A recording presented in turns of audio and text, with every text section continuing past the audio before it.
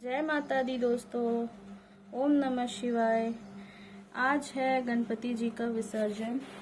आज हम अपने बप्पा का विसर्जन करने जा रहे हैं। इच्छा तो नहीं होती बप्पा को भेजने की, लगता है कि बप्पा हमारे यहाँ ऐसे ही रहे, पर हम भी कहीं जाते हैं, हमारा बच्चा भी कहीं जाता है, उसके बाद वो घर लौट कर आता है। हम भी कहीं भी जाते हैं घूमने तो हम वापस अपने घर लौट के ज़रूर आते हैं।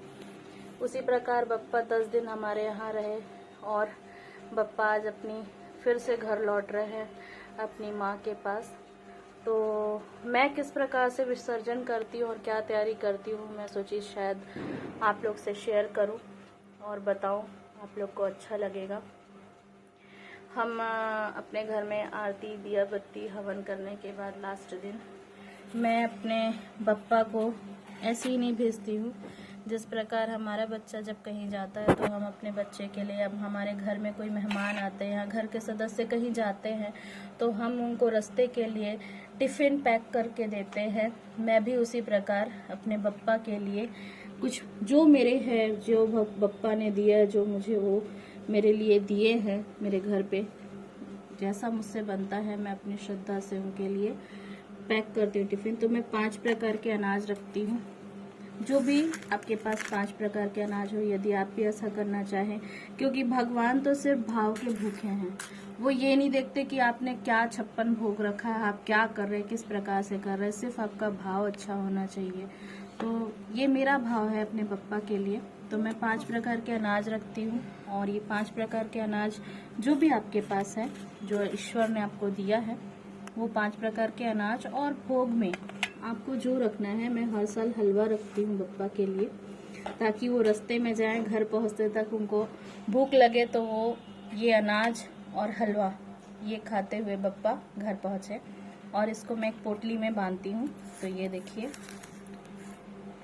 ये मैं अपने बप्पा के लिए अनाज रख रही हूँ। मेरे बप्पा को भूख लगेगी जब भी, और मूषक राज को। तो ये मैं, ये देखिए हलवा रख रही हूँ और इसके बाद ये पोटली बना के बप्पा के लिए मैं तैयार कर दूंगी। ये देखिए मेरी पोटली बन के तैयार हो गई बप्पा के लिए। मेरी इच्छा तो पानी के बोतल रखने की भी रहती है, पर बोतल कहाँ रखूँ, बप्पा तो खुद जल में प्रवाहित होते हैं। तो ये खाने के लिए, उनका के लिए मेरी इच्छा तो पानी के बोतल रखने की भी रहती है, पर बोतल कहाँ रखूं, बप्पा तो खुद जल में प्रवाहित होते हैं। तो ये खाने के लिए उनका भोग। ये देखिए, जिस हाथ में बप्पा लड्डू रखे हैं उसी हाथ में मैं बप्पा के लिए जो मैं पोटली तैयार की हूँ उनके खाने के लिए, ताकि मेरे बप्पा जाए और बप्पा को रास्ते में भूख ना लगे और बप्पा घर पहुँचते तक, कैलाश पर्वत पहुँचते तक बप्पा के पास ही रहे और बप्पा अच्छे से घर पहुँच जाए। तो मेरे बप्पा की ये देखिए पोटली तैयार हो गई है। अब बप्पा को भेजने की तैयारी है। आशा करती हूँ आप लोग को ये अच्छा लगा होगा। यदि अच्छा लगा होगा तो प्लीज़ लाइक करिएगा। ऐसे ही आगे आपको और बहुत सी चीज़ें अगर जाननी है, मैं कैसे करती हूँ पूजा, किस तरीके से मैं अपने घर में पूजा करती हूँ, ये अगर आपको अच्छा लगे तो बिल्कुल लाइक करिए, शेयर करिए, चैनल को सब्सक्राइब करिए। तब तक के लिए थैंक यू। जय माता दी। बोलिए गणपति बप्पा मोरया।